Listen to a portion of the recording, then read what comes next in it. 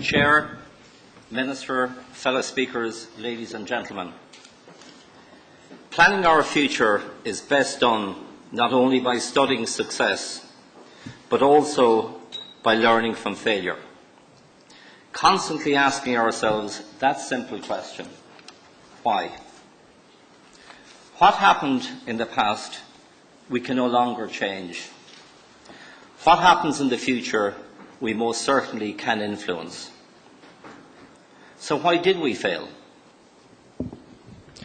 We forgot the number one skill in management, the ability to be humble listeners. No one would listen. And on the odd occasion when we did listen, Martin referred to the commentary economists. I refer to them as the one-handed economists, with their on the one-handed theory and on the other-handed theory. In our arrogance, we convinced ourselves that we were one of the richest economies and countries in the world. We were not. That we could walk on water, not realizing how shallow the water underneath us really was. And as businesses become more successful, many of them become more complacent. They lose their sense of intensity, urgency, and financial discipline. They stop listening. Thinking that they have made it, sowing the sows of failure, and decline sets in. A business or an economy can look the picture of health on the outside, yet can be in serious decline. How many of us have personal human stories of family or friends or colleagues who one day are healthy and the next day they're either not with us or they're in terminal decline? That is what makes the process of decline so terrifying. And in Ireland, we singularly failed to detect and rectify our economic and governance decline. Our government was obsessed with the need for positive and favourable headlines. Public servants adopted the attitude of bridge crossers. We will cross it when we have to. No one planned for Ireland's long-term future. Leadership involves ruthless and honest telling of the facts and requires more of a listening and learning style rather than a knowing style. A knowing style of leadership gives rise to arrogance. And when combined with denial, fact-based dialogue disappears. When we needed pragmatism, we had too much fear and panic. The very moment we needed to take calm, deliberate action, we did the opposite. And all of that is a guaranteed way to fail, which we have done. And the only way we can plan or help create our future is by learning from our past failures. So where are we after the first 100 days?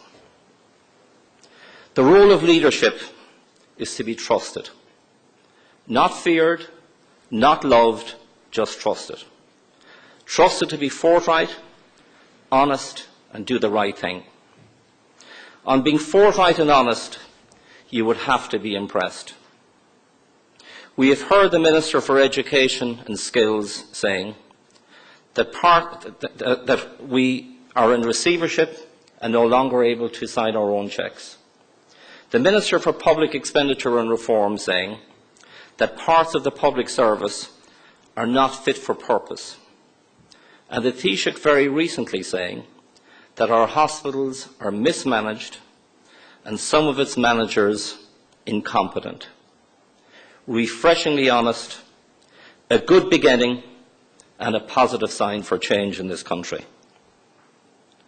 And on the issue of doing the right thing, it is too early to judge. A key task of leadership and a big challenge for our government is to deliver on commitments not only in the short term, but also to invest in the long term. knowing that when you say you are going to do something, making sure that you do just that. And looking to the next 5 years, we have an opportunity for a new beginning. We need a culture that realises that it is better to know some of the questions rather than thinking that we know all of the answers. Complacency and arrogance have no place in our culture. Historically, neither had. We need a constructive tension between continuity and a constant need for change. A culture of encouraging change, not preventing it. Knowing that it is better to help create your own future rather than having external factors dictate your choices, as we currently have with the Troika. And rather than arrogance, we need a healthy, honest, yet irrational fear, acknowledging that many times success comes from luck and good fortune more than it does from ability. Up until the 1980s, China's 5-year economic plans were a joke. Not anymore. And it would serve us well to have a similar planning process in Ireland. The Taoiseach has set 2016 as the target date for Ireland as being the best small country in the world in which to do business. The clock of time is ticking on our future. And we need a relentless sense of urgency in planning and, more importantly, in executing to achieve this vision. We need to re-engineer certain areas of our economy and public services. However, this does not mean going back to the beginning and reinventing everything. Many parts of our economy and our public service work exceedingly well. On the export side, foreign direct investment exports, our indigenous drinks and food sector, the exports are booming. The IDA is a world-class organisation. Our Department of Foreign Affairs is one of the best in the world. And who would not have been proud of the way our public sector and its services and civil servants went about organising the recent trips of the Queen and President Obama. We can do it, and we need to do it. However, many parts of our public service have come in for criticism, and rightly so. Not only are they not open to change, sections of it have openly blocked change. The only reason why you and I, as citizens of this country, have public services is to serve us. That is the job description of a public servant, to serve the public. Nothing more, nothing less. And in order to truly serve the citizens of the state, public services have a fundamental responsibility to change, to do much better with much less, and help make Ireland an internationally competitive economy again. And on that issue, why in the Greater Dublin area, within a radius of 30 miles, do we require 9 third-level institutions, each with a president, deputy presidents, registrars, heads of college, heads of finance, heads of function? And yet, in the state of North Carolina in the US, they have one university that operates off of 16 campuses. And Martin and I are going to disagree on this issue. We claim we have a world-class educational system. We don't. We have 34 local authorities in this state. Again, all the duplication of managers, assistant managers, head of plannings, head of every department. Why do we need that? For a country with a population no greater than the Greater Manchester area, each of them with their own department to collect car tax registration, and yet the whole cattle herd of this country is in one registration which is outsourced in my own native West Cork and done very, very efficiently. How many regulations do we have in this country? Does anybody know? Does anybody care? The British government has just undertaken an audit of regulations, and they have discovered that they have 21,000 regulations across all of the different departments of government in the UK. And they have set out to cull those regulations. Maybe it's time we should start in this country. Because excessive regulation hurts the very people that it is intended to protect. Good regulation does not mean zero regulation. The optimal level of regulation is not none, but it is certainly less than we currently have. And the old cliché of a can-do attitude is no longer sufficient in this country. We need a can-do, must-do, and will-do attitude. We need all three. Since 2008, our national debt has become a national obsession.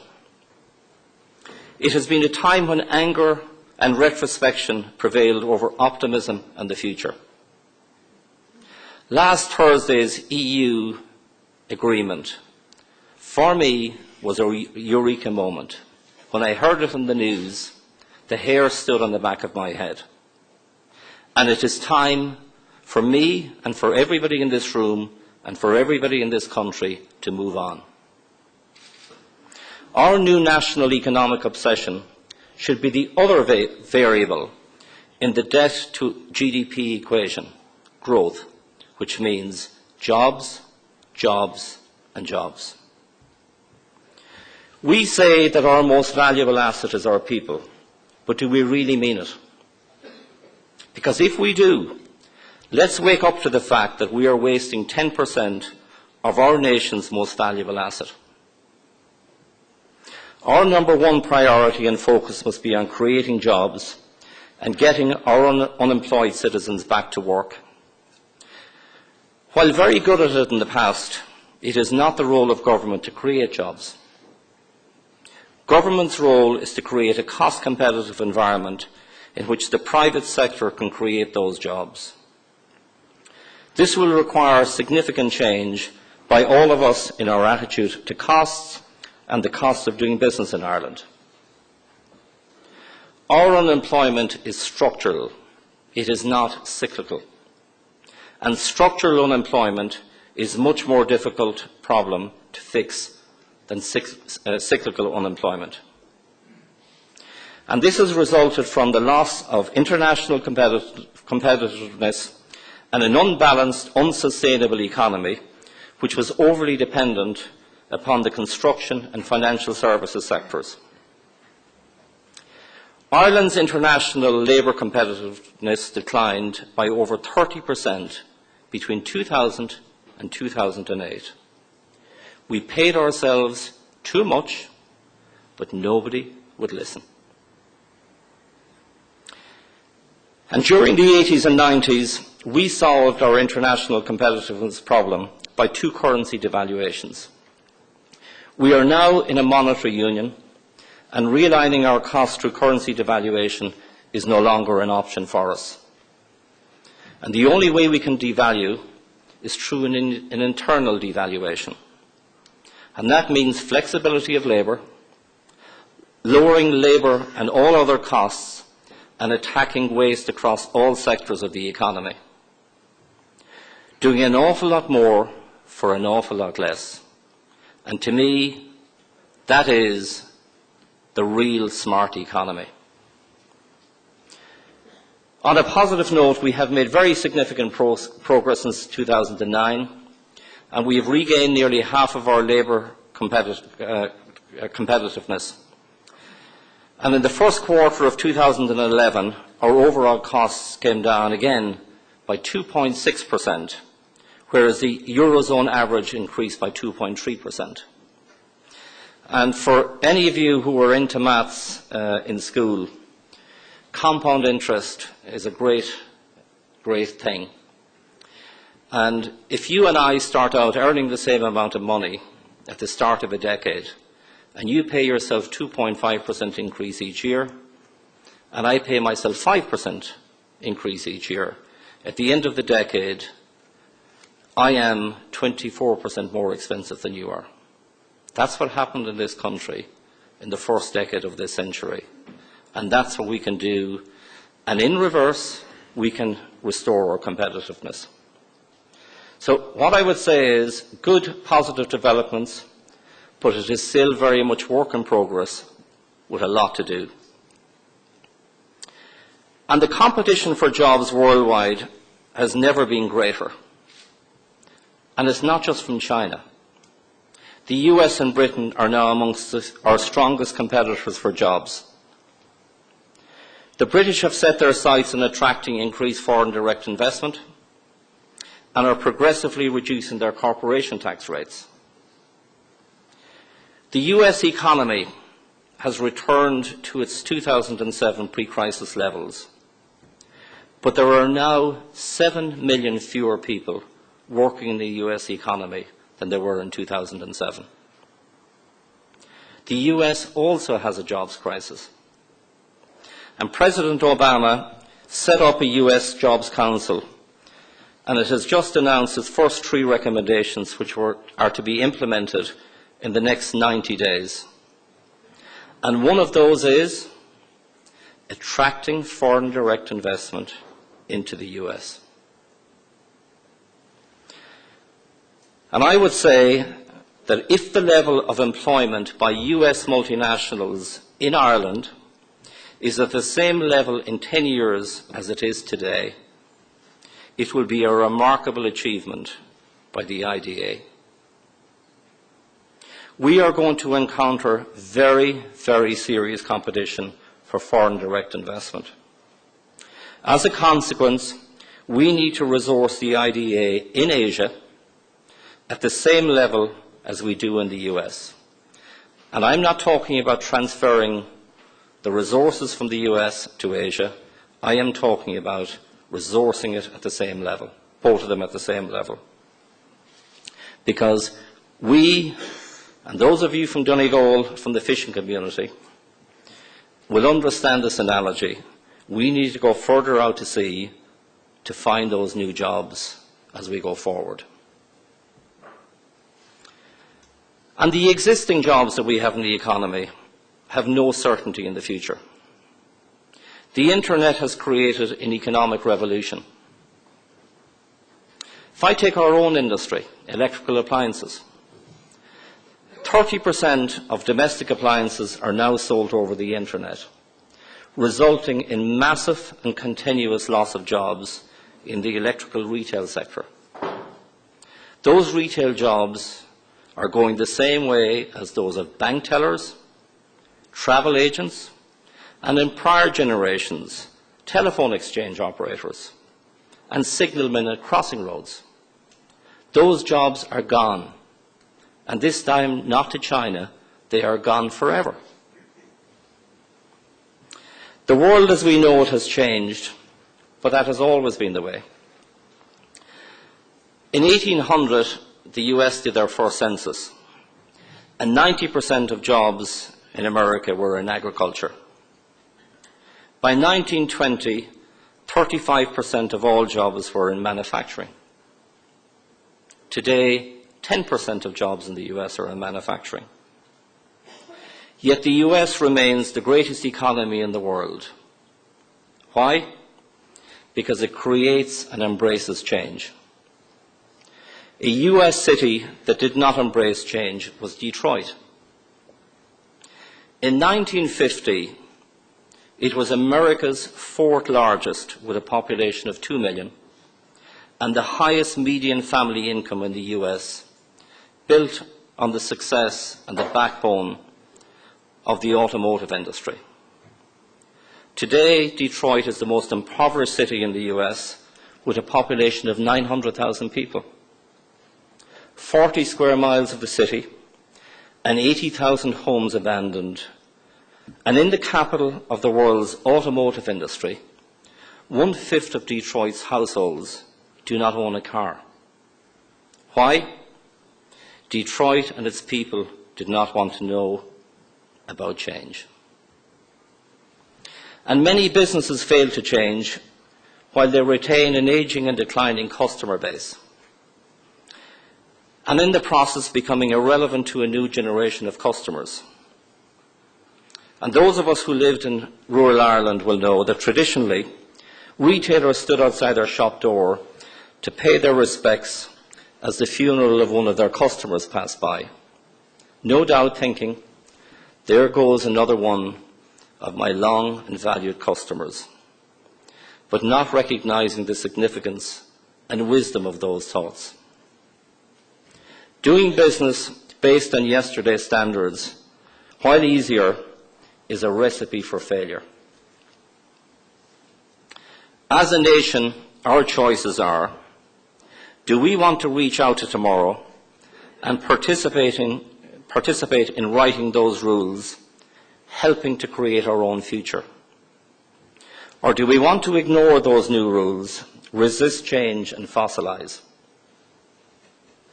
And in making that decision, we need to understand that the world is neither waiting for us, nor do we have an entitlement to success.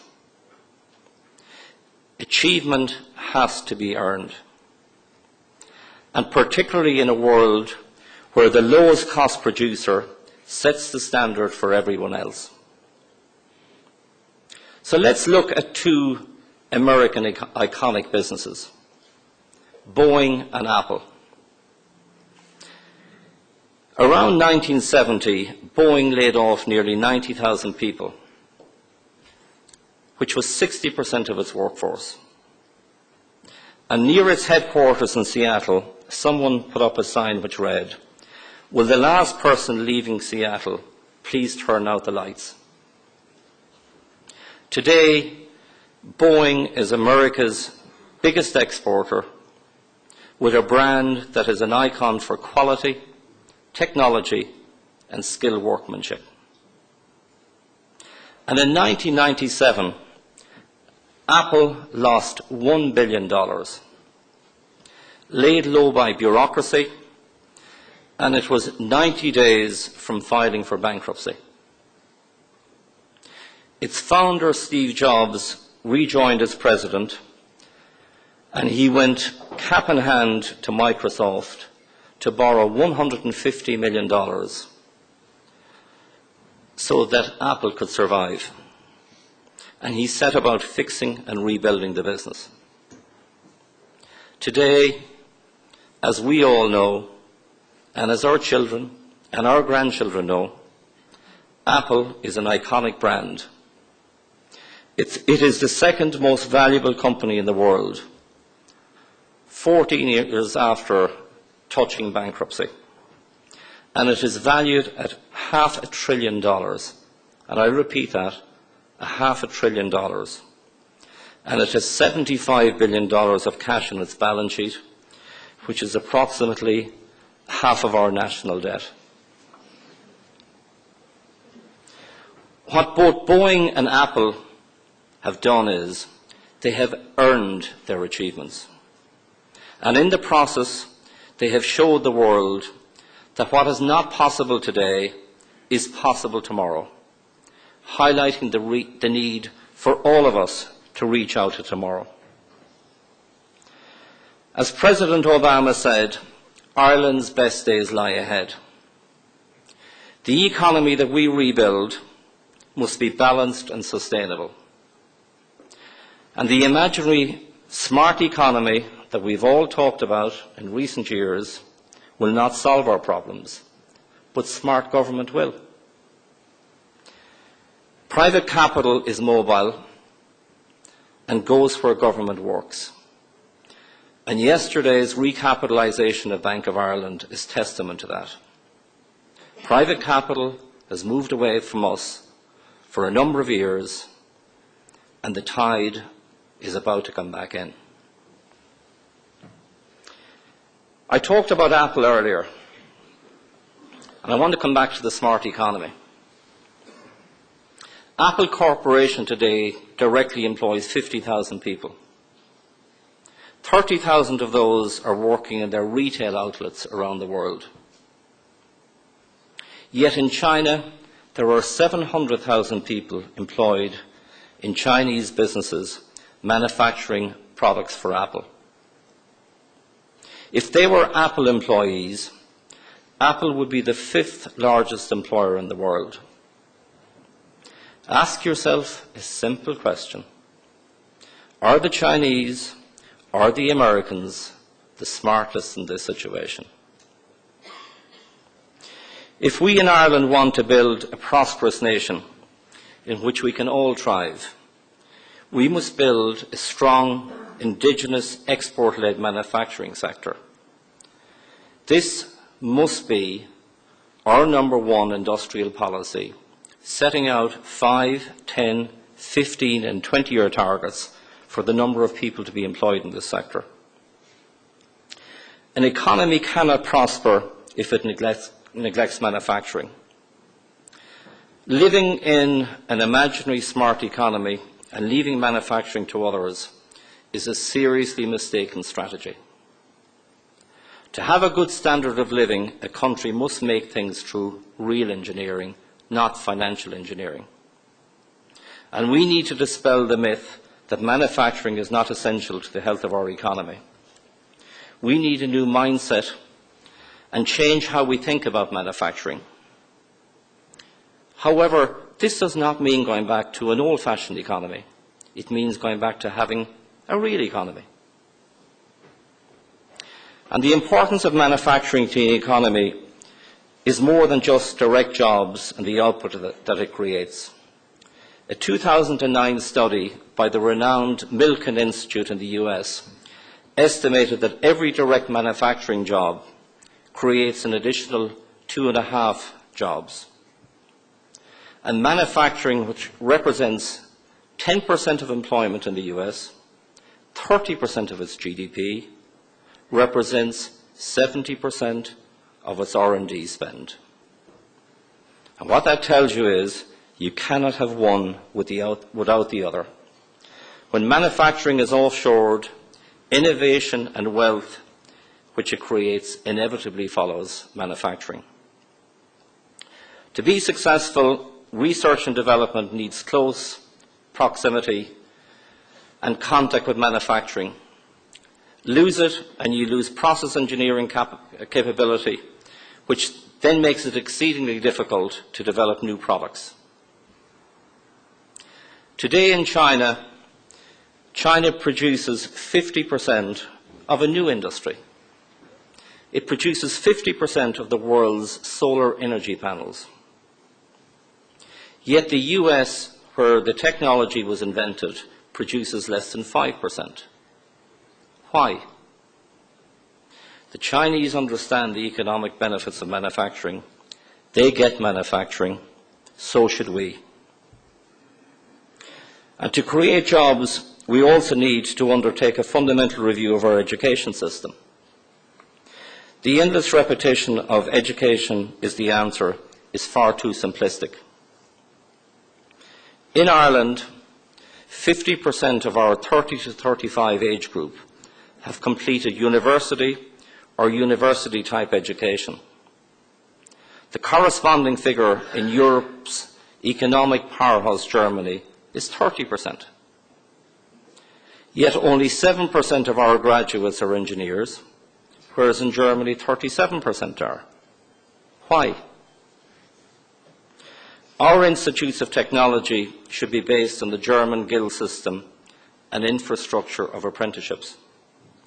Teaching process production, manufacturing expertise, shop floor skills, practical engineering, and more enhanced innovation techniques. A career in manufacturing engineering should be seen as a glamorous career. We need to move away from our very expensive obsession of wanting more and more of our children going to university. Our institutes of technology, instead of wanting to become universities, need to go back to first principles and do what they were supposed to do when they were set up. And as part of our industrial policy, we need to place much, much more emphasis on scaling high-potential indigenous companies. We have far, far too much emphasis on start-ups, which have a very high failure rate and a high propensity to sell out their technologies at a very early stage, with the potential jobs and rewards going elsewhere and going to other countries. We need more focus on how we spend our scarce R&D funds. Too much is invested in pure research activities. The real investment needs to be on enhanced innovation of existing technologies. This is where the low-hanging fruit can most easily be harvested, and this is the policy that we adhere to in Glendemplex. And we also need to renew our pride in made in Ireland or produced in Ireland. I was in a supermarket in West Cork recently, and they showed me carrots that had been imported from China, garlic that had been imported from China, strawberries from the United States. We need to go back to made in Ireland or produced in Ireland. And, Minister, on that point, one of our chief executives in the UK has started a campaign for his manufacturing location, which is made in Britain. And we sponsored a design award around Made in Britain.